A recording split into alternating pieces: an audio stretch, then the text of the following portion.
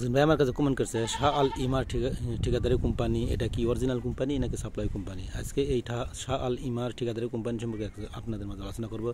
আপনারা ভিডিও না সব পুরোপুরি দেখবেন এবং যারা ভিডিওটি দেখছেন আজকে নতুন তারা অবশ্যই চ্যানেলটি সাবস্ক্রাইব করে পাশে থাকবেন এবং বেল বাটনটি বাজে এবং নোটিফিকেশনটি অল করে রাখবেন। এবং যারা এরকম ধরনের ভিডিও যাদের প্রয়োজন যারা দেখতেছেন তারা ভিডিওটি শেয়ার করবেন, আপনাদের মধ্যে আরও প্রয়োজনীয় যারা আছে তারা এই ভিডিওটি দেখবে। তো চলুন দেখতে থাকি বন্ধুরা। শাহ আল ইমার ঠিকাদারি কোম্পানি এটা সাপ্লাই কিনা অরিজিনাল কোম্পানি এটা জানার জন্য আপনারা কমেন্ট করছেন। তো শাহ আল ইমার ঠিকাদারি কোম্পানি সম্বন্ধে আমার খুব একটা বেশি ধারণা নেই, তবে আমার ধারণা মতে যেখানে ঠিকাদারি লেখা আছে সেটা অবশ্যই সাপ্লাই হওয়ার সম্ভাবনা থাকে। তার কারণ অরিজিনাল কোম্পানিতে কোম্পানি লেখা থাকে, আরবিতে লেখা থাকে শরিকা, ঠিক আছে। আর এই যেগুলো সাপ্লাই কোম্পানি সেগুলোতে কনস্ট্রাক্টিং লেখা থাকে। এই কনস্ট্রাক্টিং যেটা সেটাই ঠিকাদারি বোঝায় বাংলাতে, ঠিক আছে। কনস্ট্রাক্টিং বলতেই ঠিকাদারি বোঝায়। তো আমার এই কোম্পানির সম্বন্ধে ধারণা নাই, তারপরে আমি অনুমান করে বলতেছি যে এটা সাপ্লাই হওয়ার সম্ভাবনাই বেশি, তবে আমি 100% গ্যারান্টিতে বলতে পারতেছি না, এটা আপনারা অন্য জায়গা থেকে জানিয়ে নেবেন। তো যেটুকু ধারণা ওইটুকু দিলাম যে এটা অবশ্যই ঠিকাদারি কোম্পানি হবে। ঠিকাদারি বলতে সাপ্লাই বোঝায়, আবার ঠিকাদারি আপনার মুআসাসা বোঝায়, ঠিক আছে।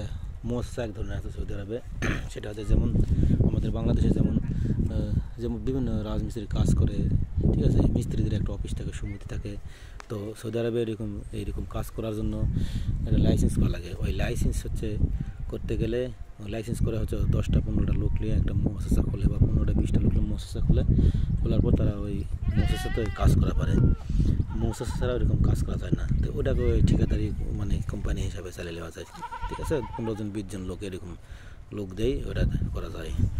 আর 4-5 জন এরকম চলে, বাইরে থেকে লোক নেওয়ার পর বিভিন্ন এরকম বিভিন্নভাবে করা থাকে, ঠিক আছে। এর মেন ইয়েটা হচ্ছে ওটা মুআসাসা বলে, ঠিক আছে। আমাদের দেশে একটা সমিতি বোঝায়, যেটাতে সমিতি বোঝায়, ওইরকম একটা মুআসাসা খোলে ছোট, ঠিক আছে। ওখানে পরিচালনা করে একজন, ঠিক আছে, বাংলাদেশের লোক করে। সৌদিরা হলে ওটার মধ্যে আবার করে লাইসেন্স বের হয়। লাইসেন্স আবার সৌদিরা ছাড়া বের হয় না। সৌদি হলে লাইসেন্স বের হয়, অন্য কেউ হলে লাইসেন্স বের হয় না। অন্য দেশের লোক সৌদিদের নামে লাইসেন্স বের করে একটা মুআসাসা খুলে, আমাদের দেশে যেমন ট্রেড লাইসেন্স এরকম একটা সমিতি খুলে, ওর ভিতরে 15-20 জন কাজ করে। হ্যাঁ, ওটা বাঙালি বা যে কোনো দেশের লোক ওটা কাজ ঠিকালার পরে তাদেরকে কমিশন দেয়। ওই সমিতি ওই কমিশন দেয়, আর এরা যা ইনকাম করে নেয়, যা দূর পারে সে দূর ইনকাম করে নেয়। এইভাবে আবার চলে ঠিকাদারি, ঠিক আছে। বিভিন্ন ঠিকাদার থাকে। ঠিকাদার বলতে আমাদের দেশে বাংলাদেশে যারা কন্ট্রাক্টর বোঝায়, ঠিক আছে। যেমন রাজমিস্ত্রির কাম করে, যেমন রাজমিস্ত্রি, হেড মিস্ত্রি এইরকম, ঠিক আছে। তারা কাজগুলো ঠিকালাই নেওয়ার পরে এখন ওই কাজের উপর চুক্তি হয়। ওই চুক্তিটা হচ্ছে যখন চুক্তি হয় তখন চুক্তিপত্রে তখন সৌদির সই থাকে, ঠিক আছে। যার নামে মুআসাসা খোলা আছে, যেমন সমিতি, যার নামে লাইসেন্স করা আছে, তার একটা সিগনেচার লাগে। তখন তার সিগনেচার দিয়ে তখন ওই কাজটা চালু করে, ঠিক আছে। ওটা হলো আপনার বলে কফিলের ওয়ারেকা লাগে, কফিলের পেপার। কপিল এখানে সম্মতি দিবে, ঠিক আছে। কপিল সম্মতি দিলে ওই সম্মতি অনুযায়ী কাজকাম করবে, ঠিক আছে। ওই সম্মতি অনুযায়ী কাজকাম করে যেটা হচ্ছে 10% হোক আর 20% হোক ওই মুআসাসা ট্যাক্স দেয়। বাকিটা হচ্ছে যে ঠিকাদার আছে, সেই ঠিকাদার হচ্ছে লোকজন খাটায়, যেটা ইনকাম করে লাভ করতে পারে, লাভ করে।